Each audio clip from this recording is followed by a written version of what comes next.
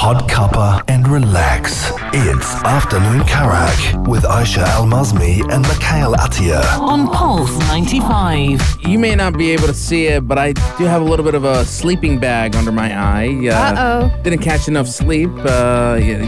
Usually I would, but I was treating myself out for a lovely dinner with a friend of mine who came all the way from Italy. And I'm like, you know what? If this is going to be our last night, then let's make it such a night. And at the expense of my sleep, but I think it was still worth it. Damn, it's already Tuesday, only halfway through the week. We're grinding through it, though. It's been a fast week, to be honest. I still think in my head, I'm like, I keep waking up. I'm like, what day is it? Is it Sunday? Is it Monday? No, it's Tuesday. So I feel like that is a good thing, perhaps. I'm not sure. Closer to Wednesday. Closer to Wednesday, which makes it closer to Thursday. So I'm not sure about you guys, but I feel like the week is passing fast. I mean, fast enough for us to get by and get through. Any day now, we're waiting for Green Knight to finally release. Oh, it's going to be released, alhamdulillah, finally on the 19th, which is on Thursday. I mean, we're excited about it, so look forward to it next week when we review it. And I don't know about you, Mikhail, but I feel like everybody decides to call, text, and send voice notes whenever we were on the show. And like, I keep staring at my notifications right now. I'm like, I need to listen to that recording, but I have a show to run. So like, guys, to my friends and family and all these lovely salespersons, everybody who was trying to deliver my items, whatever I ordered from Amazon, Onas, Noon, Nemshi, whatever. Why do you call me and text me and WhatsApp me and do all of that at 4 p.m.? Weirdly enough, my sister, Dana, every time I'm packing my bag, I'm going to work, I'm heading out. She's like, where are you going? I'm work. I'm going to work. She's like, okay. Where am I going? Same thing. I mean, when I have my early morning shift and I am, literally, it's 6 a.m. It's 6 a.m. I'm half asleep. My eyes are barely open. I'm walking out. My mom goes like, so usually my dad actually, he's like, where are you going? I don't know, Dad. I'm going to go take a walk on the beach and get coffee perhaps at like 6 a.m. I wish I'm a morning person, but I'm not. But like, you can see that I'm half dead, and I had the same schedule for 3 years. Why are you asking me where are you going? I want to do this to my sisters, and I know one of them is probably going to get it wrong, but I'm going to ask them, when does my show come live? And I swear one of them is really going to get it wrong. I'm glad you and I have like the same first world problems, but it's just so weird. The amount of times my mom would call me sometimes at like 2:45 and she's like, lunch is ready. I'm like, yeah, and I'm getting ready for work. What are you talking about? What do you mean lunch is ready? It's like, I'm just saying. I'm like, and I'm just saying I'm going to work. Thank you so much for remembering your daughter that I'm probably hungry. I am hungry, but I don't have time to eat at 2:45. I need to go to work. And she's been doing it. My dad has been doing it. Every single person in the world keeps doing it. But you know what?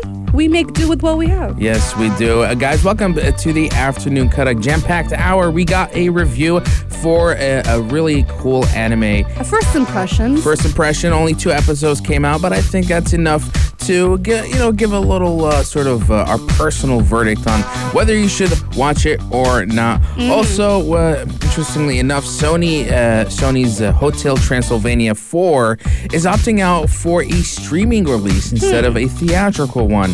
Why is this the case? Let's find out. And also, with CD Projekt Red still patching Cyberpunk 2077, they have recently added an interesting new feature just so that they can welcome new players and even players who have left the game very long time ago. And it makes you wonder, is that enough to redeem them for the things that they have done? Maybe, but perhaps not, because it doesn't really do much, or does it? We're going to be talking about that and so much more. Last of Us and Dune as well. Those are just some of the things that we're going to be discussing right here on the Afternoon Karak.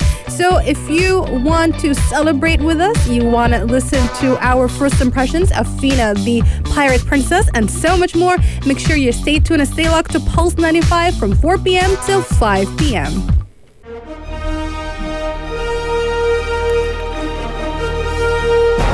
Is it an epic or epic failure? The Big Review. Movies, games, and TV in focus. Pulse 95. Today we're reviewing an anime. It's a special occasion. This one we actually talked about a while back because of its interesting premise. The anime is called Fena, the Pirate Princess. Tells the story of a young orphan, Fena Hauptmann, who has been raised on an island where there's no hope of becoming anything more than just, it's an orphan girl being just a tossed bridesmaid around. almost. Exactly, it's being tossed around and whatnot, and she has absolutely no future, even though she really wants to escape. And then, due to a turn of events, she is now on her way to uncover a mystery left by her late father. And just to kick it off, I was very impressed by the story because what I like about anime trailers is that they barely give off anything, even though they could be 5 minutes long and there's music in the background, action, and you're so confused as to what was happening. So even though we have watched the trailer, we didn't really get a good grasp on the plotline besides the fact that she's going to be some sort of pirate princess. But we find out that she's actually a noblewoman, which is interesting. And also the circumstances that turn her into a quote-unquote a pirate of some sort, or at least a sailor of some sort, were very, very interesting. I really like the plot and the premise of how that went along. I thought it was going to go through a completely different route. I thought that she's going to escape from wherever she is, and then she would take, a group of ragtag people, start her own, just pirate ship and just go off into the sea. Meanwhile, no, there is actually a straight plot line where, like I said, she is left with her father, sort of like a stone that she needs to uncover what the stone is for, and she remembers the last time she saw him, he said the word Eden. And what does Eden mean? So what I like about it as well is the characters who are incredibly colorful and fun to watch, every single one of them. I'm surprised that they packed so much in a second episode, establishing what would be the pirate crew for Fena, and like a lot of the intrigue, a lot of the mystery is still what I would say for me captivates me and personally wants me to keep watching every episode to see what happens next.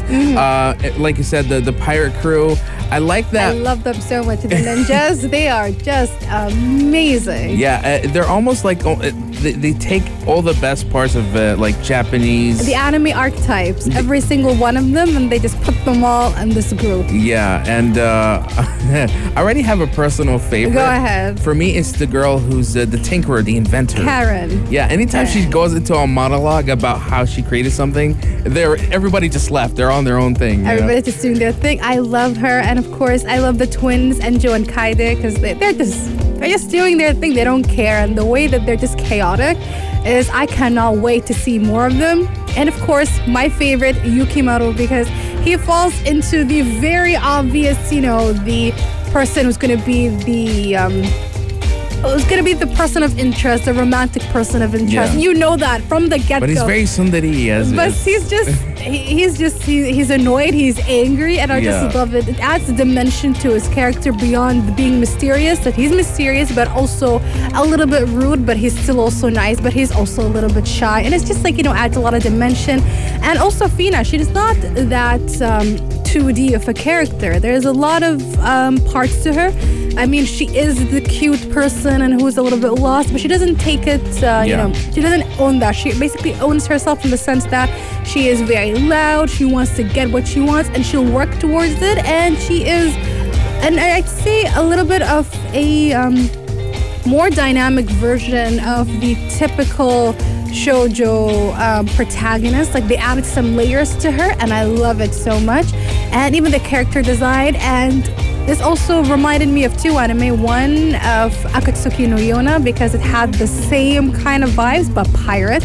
And the second part that it reminded me of is Yasuke. And you might be wondering, why Yasuke? Because remember in Yasuke, they were combining a lot of elements that made no sense. They had magic realism, they had mecha, they had Japanese feudal era. Overly fiction. Exactly. Here it is, you have the pirates. It's 18th century 18th century England, or at least that area at that time. But to add to it, there is the Japanese feudal aspect, the ninjas, the samurai, which obviously existed in that time, but you can also feel the magic in it. So the combination, the way that they all mingled together, they all worked really well. So for me, it's a very positive introduction into the series, and I cannot wait to watch it every week. Unfortunately, it's only 12 episodes, but it's probably one of the few anime that came out from Crunchyroll that are gonna be easily one of my favorites, especially that opening song. I love it. And just to treat you guys, because we're weebs just like you, here is the opening song of Fena, Pirate Princess. Pulse 95. With October coming around the corner, Sony's Hotel Transylvania 4 was supposed to set to release in theaters around that time, but they're opting out for a different option, and actually, they're going the complete opposite. They're actually going to be signing a deal with Amazon Prime to have Hotel Transylvania 4 stream on the platform instead of going on theaters. I'm not that surprised for two reasons. Even though you and I have always spoke about the fact that the most successful movies during the pandemic, the ones that were released in the theaters or even video on demand, just happen to be kids movies, or at least family movies, I still think that it is still going to be very successful, because remember Scoob, if you remember Tom and Jerry, even though Tom and Jerry did have a theatrical release, but Scoob and also, Trolls 2, those were one of the first movies that were just simply released on video on demand, or streaming services with the beginning of the pandemic last year, and they did really, really well. They were one of the most successful movies. And if you think about it, Hotel Transylvania is for kids, right? Yeah. Kids do not care where they're going to watch their movie. If they watch it at home, they don't care. They only want to watch the movie itself, so they're not going to be as picky or as pissy as adults. Yeah, and I think it's because of kids maybe the parents not feeling comfortable taking their younger children to theaters that Sony's projecting almost like a blockbuster flop in their eyes, and so they've actually made a deal with Amazon Prime. Amazon's going to be paying $100 million for the rights to stream Hotel Transylvania 4.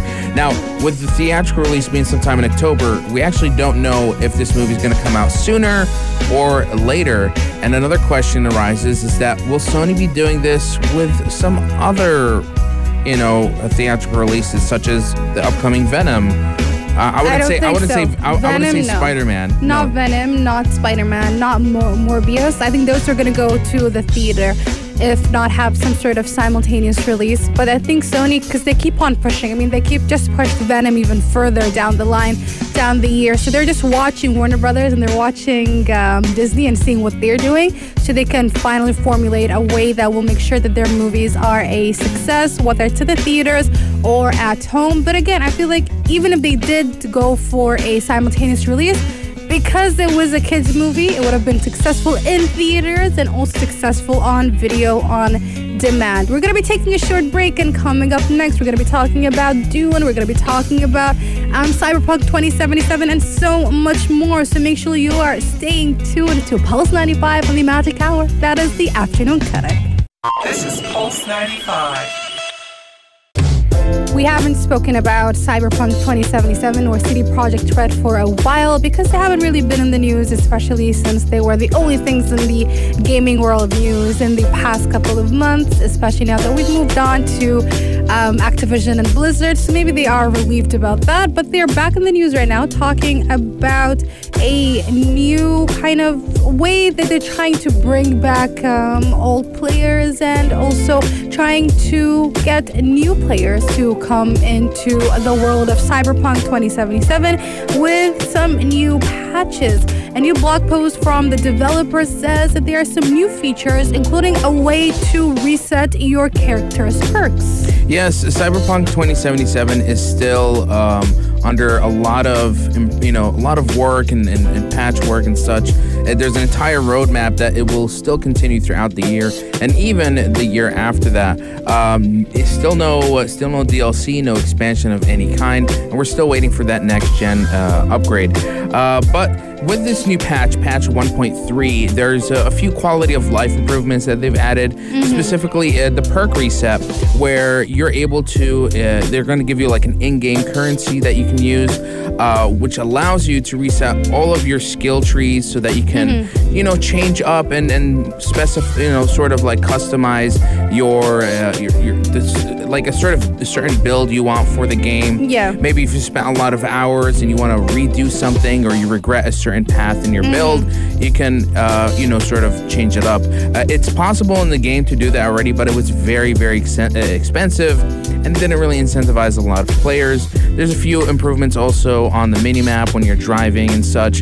These little features are, at least the developers believe, are ways that will welcome new players and old players in this so-called improved version of Cyberpunk 2077. But is it enough? Because, like you said, yes, it makes you reset the perks, but not the actual attributes, because you can pick out the attributes at the beginning, like there are the 5 attributes, and then through those attributes, it kind of meanders, and there are so many other things. There are perks beneath them, and those are the ones that you reset. So does that give you an ability to customize your character beyond what you want? Yes and no. I mean, there are some advantages and disadvantages. It still kind of locks it, which, in my opinion, if you have a game where you can basically customize your character so deeply, I think you should be given the option, at least at some point, maybe as a perk or reward, where you can reset everything.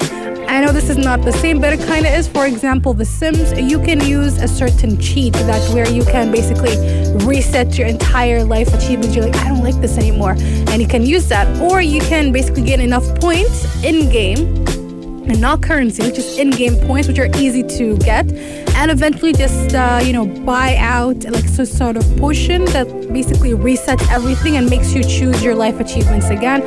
So I think having this sort of mechanism can still make the game challenging, and also maintain the whole you picked it, you stick with it, but also doesn't alienate players either, because if you have so many choices, you might regret them, or at least maybe at some point during the game you might be like, actually I feel like, it's time for me to have some sort of change. I am bored of this, because boredom, when it comes to open world games that have so much customization in it, is what kind of breaks the game, in my opinion. It is, you need to keep those players engaged, and I don't know if it's enough, especially like you said, it still requires in-game currency. It is at a lesser rate than before, but still, in-game currency, not so smart of them. I feel like maybe some sort of have it as an achievement, maybe like similar to The Sims. I know people are probably gonna come at me and say The Sims is not the same as Cyberpunk, but I meant like in the sense of the whole customization aspect and the whole trying to keep your gamers engaged. I think they have some similarities that they can, maybe get inspired from. And those small things like a change in the minimap and whatnot. Again, we haven't played it, so we don't know if that is something the players actually want or not. And does that make Mikhail and I want to jump on the game yet? Not really, to be honest. For me, despite all these improvements, I still am waiting until they release the next-gen upgrade, because I want to play this on the PlayStation 5. I want to see how this game really plays on a next-gen console, and only then will I personally have an opinion on the game, because I know it's still under a lot of patchwork, and it's going to be a while before it's on a playable state. Oh yeah, definitely. I agree with Mikhail. Hence why you probably will need to, if you guys are waiting for our review of Cyberpunk 2077, it's not going to happen anytime soon. We're going to be taking a short break, and coming up next, we're moving on to a rumor about The Last of Us 2 probably having a multiplayer mode, which is very weird, and they found that out through data mining. And shout out to every single person who takes the time to data mine all these games, because we don't get those information except through them. Coming up next, right here on the Magic Hour, the Afternoon Karak. Speculation, gossip, or hoax. Rumor has it. while Naughty Dog and Sony have been really quiet about their confirmed standalone multiplayer title that's based on The Last of Us, we still haven't heard any news from this production of any kind. Sooner or later, we might. But in the meantime, there's a YouTuber. His name is Specializer, and he shared what are allegedly some Last of Us Part 2 multiplayer assets. Anything that he found, things like a map prop that could be used in multiplayer, as well as objects like such as a collar or even a listening mode device likely used for to trigger a listen mode mechanic that's similar in the campaign. And he went on to sort of theorize that some of the maps from the campaign could be merged together to create a battle royale mode for this upcoming multiplayer. So my question is, as somebody who has not played Last of Us 1 or 2, so I cannot really, give my 2 cents about this. Yeah. But you, as somebody who has played the game, do you think that this is something possible? This is something that could happen? Especially from, as an outsider, from what I understand from the plot of the game, or at least just bits and parts of the story, it is very much a single player kind of game. How can they take that and turn it into a multiplayer game? It's plausible in many ways. First off, the campaign is always is based on an entire city, so they can take already what they've modeled. But what about the story itself? The storyline, how can it fit? I'm not sure they would really they would take exactly from the story, or even the but characters. I think they would take it whatnot. from the world itself. That there's different factions, and that there's different, that there is this survival element to it that they can utilize in a multiplayer. Besides having just regular death matches and free-for-alls, they can have an entire city with maybe a maximum of 50 to 60 players roaming about, trying to gather resources, trying to gear up with their squads and trying to take down territories, or just be the last one standing. It could work. It could possibly work, and I think they have the designs for it. They have already the environments that they've built for it. It's just a matter of turning it into an online environment, an online experience. So I say it's likely plausible, but a part of me feels that maybe that battle royale games are too expensive to develop right now, and that you can't really compare. You can't really compete with the big 3 that are out there, like Fortnite and Warzone, as well as Apex Legends. So maybe this was an ambitious idea, but one that got scrapped and got hidden in the scripts that this YouTuber has found, and they might sort of trim down the multiplayer experience to something a little bit more viable and realistic. And what could be as well was just them trying it out, and they're like, you know what, this is not worth it. Yeah. Even though it feels, according to the YouTuber Speculizer, it feels like they went quite far into development, in the sense that they do have some very solid ideas and they just scrapped it at the end, especially since nothing has been happening within the world of The Last of Us. Nobody from Naughty Dog ever said anything or mentioned anything, or at least hinted at anything. So perhaps this was, like Mikhail said, just an idea that was scrapped in the end. Text us 4215 Fitisalat or do. Would you guys think that this is something plausible? Do you think that something can happen within the next couple of months or years? Is it possible, or is it just an idea they just dabbled with and they moved on from? Honestly, if it does happen, if it's true, it's gonna be crazy.